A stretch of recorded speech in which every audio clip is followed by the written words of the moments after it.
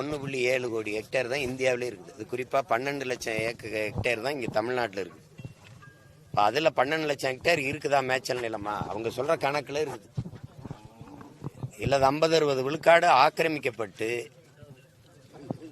மலையடிவாரங்கள்லையும் நாங்கள் ஆடு மாடு கொண்டு மேய்க்கக்கூடாது, சமவெளிகளையும் மேய்க்க முடியாது. அதெல்லாம் ஆக்கிரமித்து நீங்கள் வீட்டு மனைகளாகவும் தொழிற்சாலைகளுக்கு சிப்காடு தொழிற்சாலை தொடங்குறேன், அந்த தொழிற்சாலை தொடங்குறேன்னு எல்லா நிலங்களையும் எடுத்துக்கிட்டா இப்போ வாயுள்ள நாங்கள் போராடி அதை தடுக்கிறோம். வாயற்ற உயிரின பேச்சும் திறனற்ற உயிரினங்களாக இருக்கிற ஆடு மாடுகள் என்ன செய்யும் சொல்லுங்க? இப்போ அவர்கள் உணர்வுகளோடு இருக்கிற ஒரு நியாயமான கோரிக்கை வச்சு தான் இந்த மாநாடு நடக்குது. இப்போ அவர்களுக்காக பேசுறது தான். அது பேசுவேன், என்னென்ன கோரிக்கைன்னு வச்சு பேசுவேன். அப்போ நீங்கள் அதை கேட்கலாம். வேற யார் எடுப்பான்னு சொல்லுங்க. இவர்களுக்கு ஓட்டு இல்லை, அதனால எடுக்கிறது இல்லை. ஓட்டுக்காக கவலைப்படுறவன் இந்த வேலையை செய்ய மாட்டான், வாக்குக்காக கவலைப்படுறவன் இதை பற்றி கவலைப்பட மாட்டான். நாங்கள் எங்கள் பிள்ளைகளின் வாழ்க்கைக்காக கவலைப்படுறவங்க, என் நாட்டுக்காக கவலைப்படுறவங்க. மாடும் ஆடு இல்லைன்னா எங்களுக்கு எப்படி வேளாண்மை இருக்கும்? தற்சார்பு பொருளாதாரம் எப்படி இருக்கும்? நிலம் எங்கே இருக்கும்? வளம் எங்கே இருக்கும்? எல்லாம் இயற்கை வேளாண்மைங்கிறீங்க, ஆர்கானிக் ஃபுட்டுங்கிறீங்க. இயற்கை வேளாண்மையும் பாரம்பரிய உணவு அதெல்லாம் பெஸ்ட் தெரியுது. ஆடு மாட்டு புழுக்கையும் ஜானி இல்லாமல் இயற்கை உரம் எங்கே இருந்து வரும்? இதில் ஒரு அடிப்படை தெரியாத கூட்டத்தை வச்சுக்கிட்டு நம்ம என்ன பண்ணிட்டு இருக்கிறது? என்ன பண்றது சொல்லுங்க?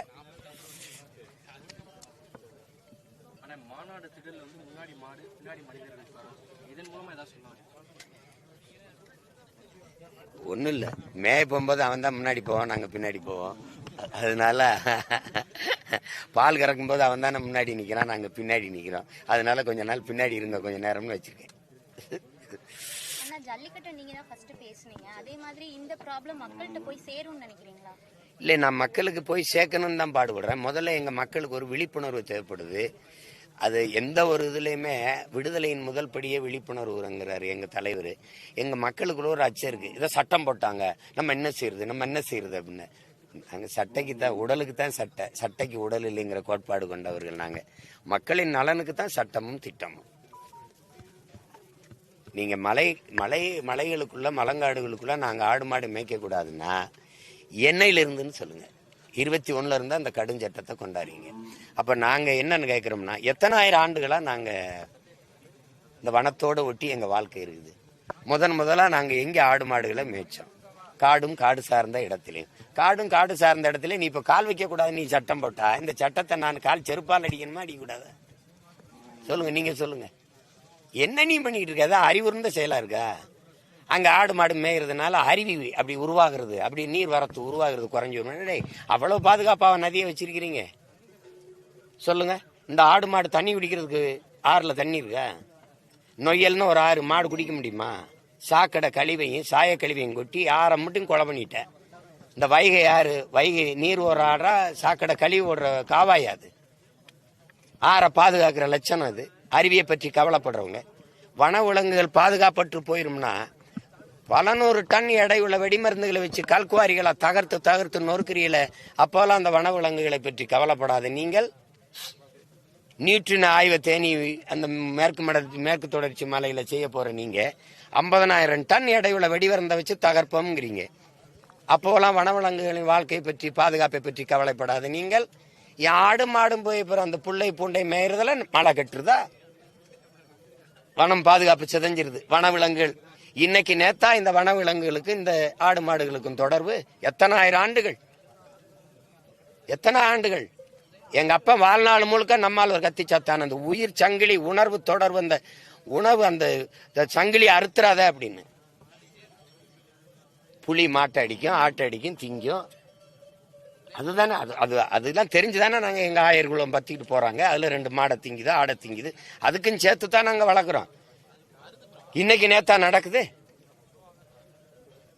என்னவோ இந்த புலி மேலையும் யானை மேலையும் காட்டெரும்பு மேலையும் பெரிய அக்கறை கொண்ட மாதிரி. அப்புறம் இவ்வளோ அக்கறைனா புலி எதுக்கு தண்ணிக்கு ராத்திரியில் வீட்டுக்குள்ளே வருது? ஊருக்குள்ளே கிராமத்துக்குள்ளே புலி பூந்துருச்சு அப்படின்லாம் எப்படி வருது செய்தி? யானை எப்படி தண்ணிக்கு தெருவில் போய் குடமாக தேடிக்கிட்டு இருக்கு? காட்டெருமை வந்து இங்க தண்ணிக்குள்ள தேடி வந்து கிணத்துக்குள்ள வந்து சாகுதே இப்படி. அதுல அந்த அதிகாரிகள் அறிவு கேட்டாதோ?